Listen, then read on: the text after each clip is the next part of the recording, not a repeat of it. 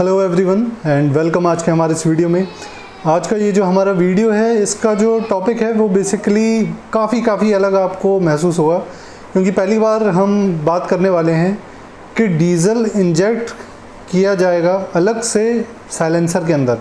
तो उसके लिए डीजल का इंजेक्टर भी शायद लगा हो, पॉसिबिलिटी है किसी गाड़ी में, जैसे कि भारत बेंज है, उसमें साइलेंसर के ऊपर एक इंजेक्टर अलग से दिया जाएगा जो साइलेंसर में डीजल इंजेक्ट किया जाएगा। यह एक दूसरा मेथड है जिससे डीजल साइलेंसर में इंजेक्ट होगा। अब बात आती है कि ऐसा क्यों होगा, किस वजह से होगा और किन किन गाड़ियों में ये आपको देखने को मिलेगा।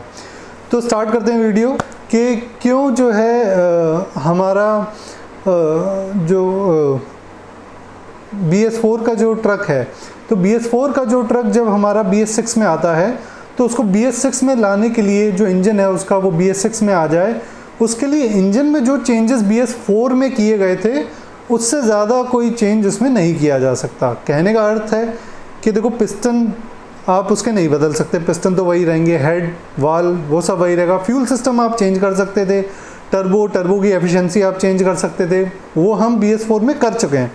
तो ये सारी चीज़ें हम कर चुके हैं पहले से। अब इंजन में चेंज करने लायक कोई ऐसी चीज़ नहीं रही कि उसको हम BS6 में कन्वर्ट कर सकें, उसमें चेंज करने से वो BS6 में आ जाए, ऐसा नहीं होगा। तो क्या करना है, BS4 के ऊपर वैसे तो बहुत सारी वीडियो हैं, आपको समझा देता हूँ। होता क्या है कि BS4 और BS6 में जो अंतर है वो प्रदूषण का है, कि प्रदूषण BS6 में कम निकलेगा BS4 के मुकाबले। तो BS4 में पहले ही काफ़ी कम हो गया था, अब BS6 में और उसको कम किया जाएगा। तो वो और कम कैसे हो, जब इंजन में तो जो चेंज हो सकते थे हो गए, तो और कम वो साइलेंसर में चेंजेस करने से होंगे। साइलेंसर में 3 चीज़ें मेन हैं, DOC, DPF, SCR। तो DOC क्या है, डीजल ऑक्सीडेशन कैटलिस्ट। DPF है डीजल पार्टिकुलेट फिल्टर, जिसके ऊपर एक अच्छा एक्सप्लेन्ड वीडियो मैं डाल चुका हूँ YouTube पे, आप उसे देखें। और तीसरा आता है हमारे पास SCR सेलेक्टिव कैटालिटिक रिडक्शन। मोटा काम क्या है DOC का?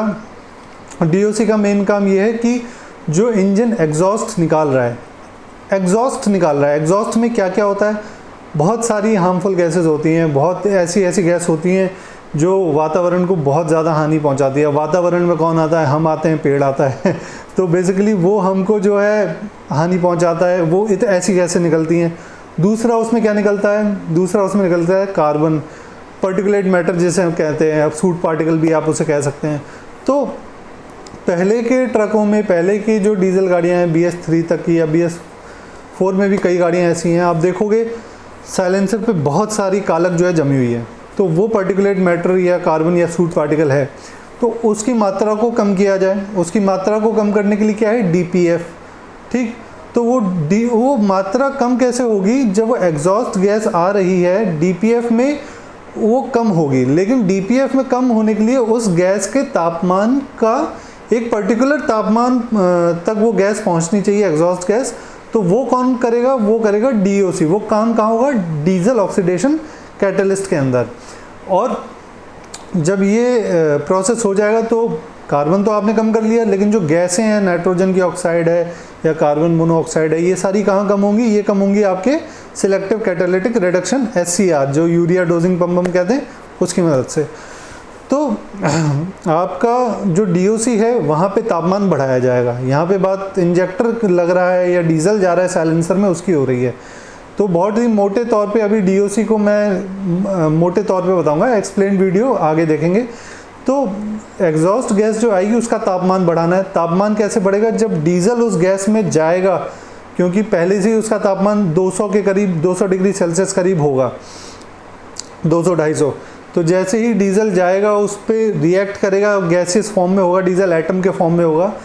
तो जब वो उस गैस के साथ रिएक्ट करेगा तो उसका तापमान और बढ़ेगा।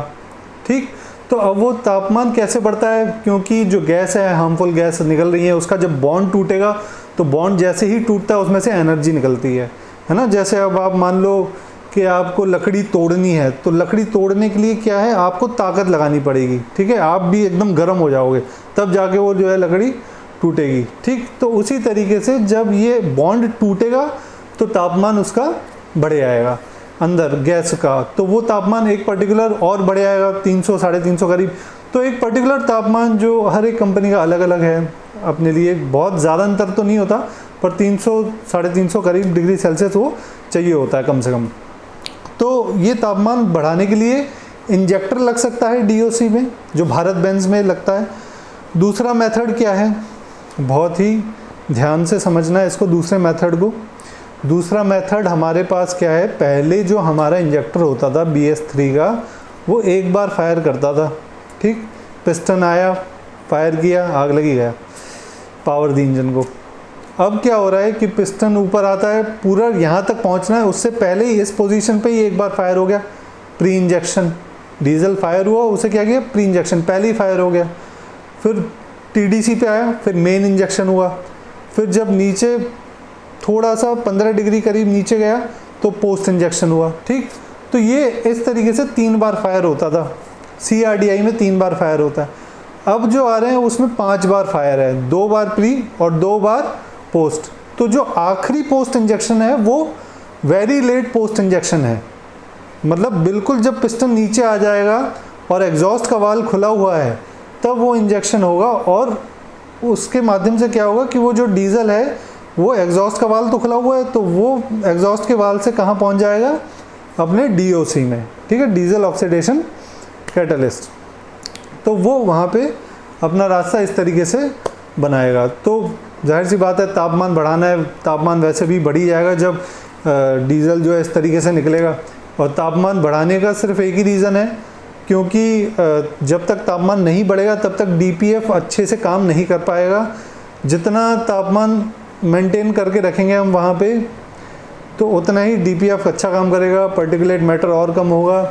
तो ये इस वजह से डीजल जो है इंजेक्ट कराया जाएगा। हो सकता है इंजेक्टर ओके, आपको भारत बेंज में इंजेक्टर देखने को मिलेगा, कमिंस इंजन में ये पोस्ट इंजेक्शन की तकनीक आपको मिलेगी, लीलैंड में भी आपको जहाँ तक है लेट पोस्ट इंजेक्शन की ही तकनीक आपको मिलेगी।